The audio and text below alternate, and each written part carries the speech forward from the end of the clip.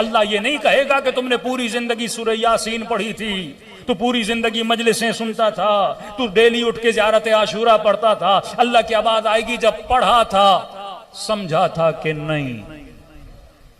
फिर क्यों कहा कुछ ऐसे हैं जो कुरान पढ़ते हैं पर कुरान उन पे लानत करता है।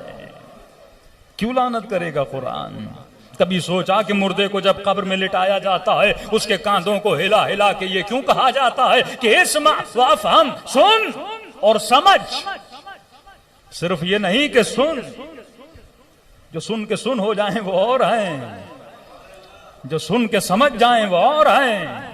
इस्मा व अफ़हम, सुन भी और समझ भी। सिर्फ मजलिस सुनोगे तो इस मजलिस का कोई फायदा नहीं, जब तक मजलिस समझोगे नहीं। लश्कर यजीद में 10 से ज्यादा खुतबे इमाम हुसैन ने दिया है, वो सिर्फ सुन रहे थे और सुन भी रहा था, समझ भी रहा था।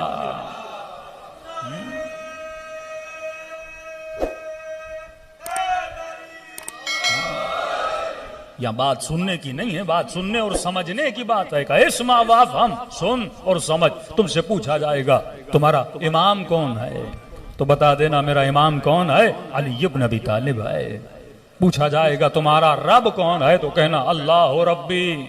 पूछा जाएगा तुम्हारी किताब कौन है, तो कहना कुरान व किताबी, कुरान मेरी किताब है।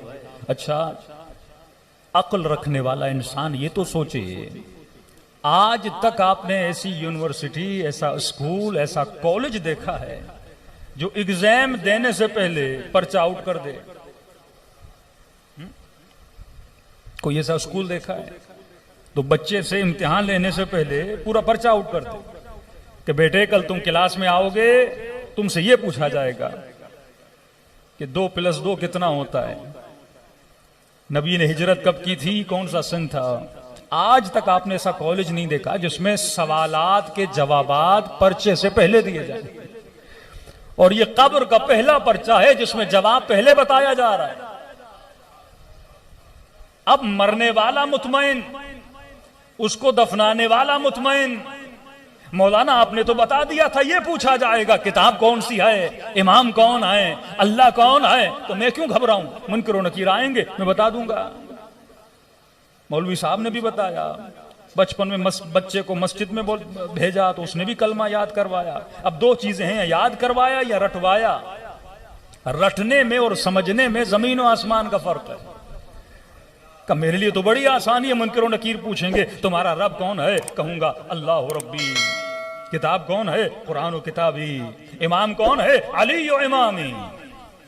ईरान के बहुत बड़े आलिम जब अपने बेटे के ख्वाब में आए, बेटे ने कहा बाबा ये तो बताइए कब्र की पहली रात कैसी गुजरी।